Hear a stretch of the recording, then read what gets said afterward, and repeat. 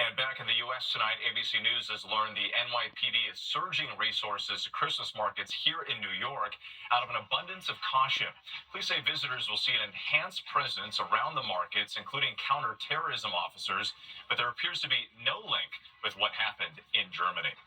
Turning now to the new winter storm on one of the busiest travel days of the year, AAA predicts more than 119 million people will travel at least 50 miles from home for the holidays. Snow and rain now in the Northeast. This accident in Port Jervis, just outside New York. A small plane landing on the thruway near Albany, slowing traffic in both directions. And out west in LA, bumper-to-bumper traffic on a normal day, a holiday making it even worse. Meteorologist Lee Goldberg with the forecast in just a moment. But first, here's ABC's Stephanie Ramos. Tonight, dangerous travel conditions for those record number of families hitting the roads as a powerful winter storm wreaks havoc. Mangled tractor trailers on Interstate 90 near Auburn, Massachusetts. Miraculously, no one was hurt, but authorities had to close a stretch of the major highway for hours. Boston, bracing for up to 5 inches of snow. Multiple crashes reported on the New York State Thruway and near Albany. Engine. We're making an emergency landing on the highway. A small plane landing right on the thruway. Thankfully, only minor injuries reported, but it caused major traffic jams. The system dumping more than half a foot of snow in parts of western Michigan. Overnight, the Minnesota State Patrol reporting at least one fatality amid hundreds of crashes, slide-offs, and jackknifed tractor trailers.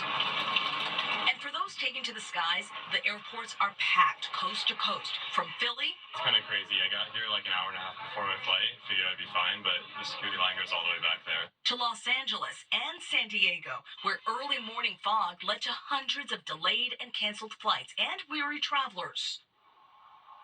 And wait, another burst of snow is expected with this system. Behind it, plunging temperatures expected to keep things really slick out here. Wait. Stephanie Ramos, thanks so much. Let's get right to Chief Meteorologist Lee Goldberg of our New York station, WABC. And Lee, with those dropping temperatures, a danger of black ice now.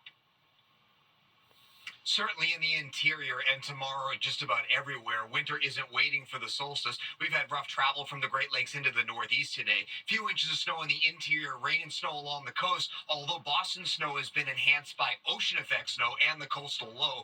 This all moves out by tomorrow morning, and then it's all about the Arctic air that's pouring in. That'll spark the lake snows from Cleveland to Erie, Buffalo, and Syracuse. A few inches of snow possible, but it's all about the coldest air of the season. We're talking sub-zero wind chills in northern New England. It'll feel like 8 here in New York City on Sunday morning, down in the 20s in Atlanta. The good news is we're going to thaw out by the holidays. Whit? All right, we'll take that good news. Lee Goldberg, we appreciate it as always. Thanks. Now to the other major headline on this Friday night, the standoff over government funding. The House voting to avert a shutdown with just hours to spare. 2 earlier plans failed in the House after Elon Musk and President-elect Trump rejected a bipartisan bill. Speaker Mike Johnson introducing a third plan, the vote, just a short time ago. ABC's chief Washington correspondent, Jonathan Karl, is on Capitol Hill. Tonight, with a government shutdown just hours away, House Republicans moved to prevent a Christmas crisis that would have left millions of federal workers without paychecks heading into the holidays, despite pressure from billionaire Elon Musk and President-elect Donald Trump.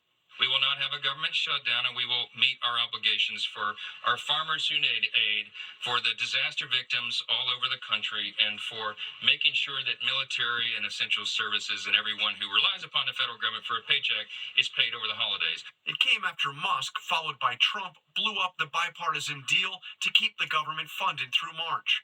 Musk called the bill a crime, bloated with waste, threatening Republicans who supported it would be voted out of office. Trump demanded Republicans add something unrelated, a provision to raise the so-called debt ceiling, the limit on how much the federal government can borrow, something that it will hit early next year, potentially creating a crisis early in his presidency, telling Republicans, without this, we should never make a deal. Last night, Speaker of the House Mike Johnson tried to give Trump his wish.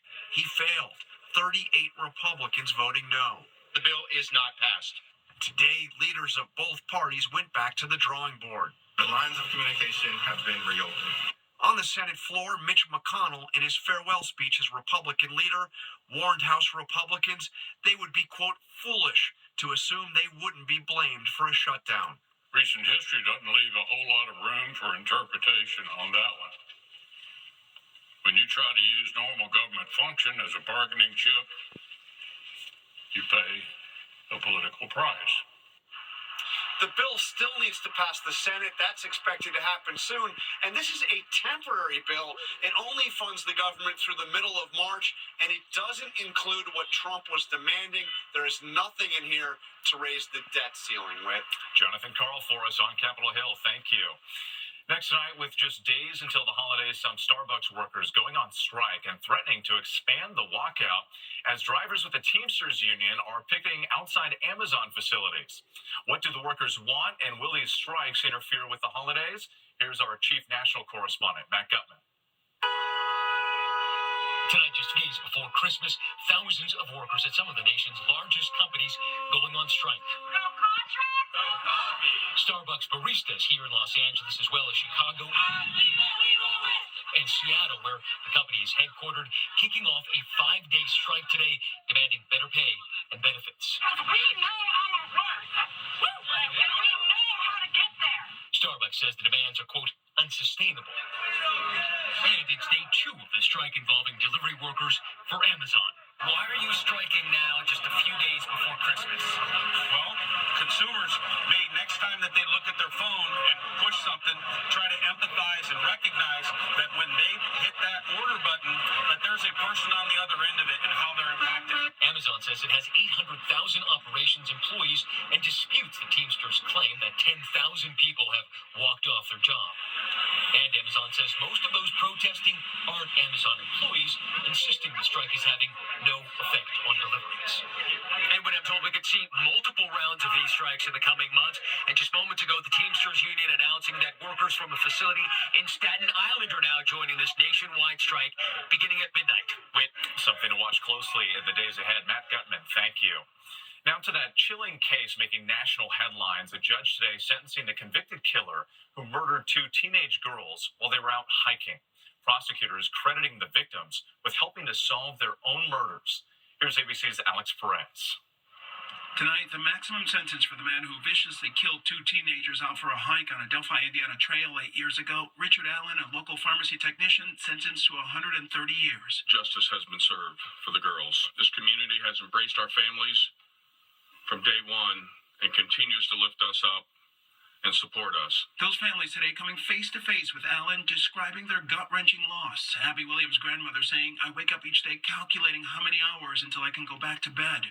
I was blind that such evil existed," said Libby German's mother. Her grandmother adding, "I hope he lives with the same fear he caused Abby and Libby in the last hour of their lives." Finally, prosecutors thanked both girls for helping solve their own murders, from the moment Libby pulled out her phone to record Allen on that bridge. Having the wherewithal to know that something wasn't right. Arguably the biggest piece of evidence that we had, that recording of their killer. And then to Abby for hiding the phone.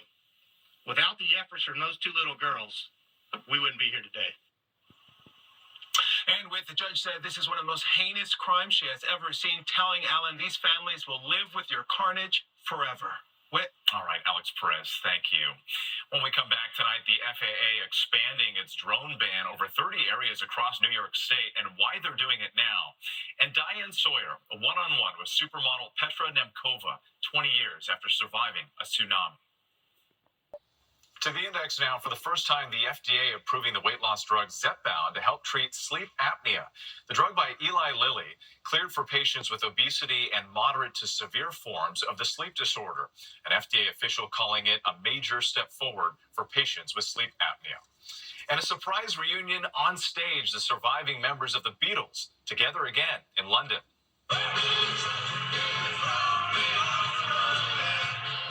There you see Sir Paul McCartney in the final show of his Got Back tour, performing with Ringo Starr on drums for Sgt. Pepper's Lonely Hearts Club Band and Helter Skelter. Pretty cool. When we come back, Diane Sawyer, one-on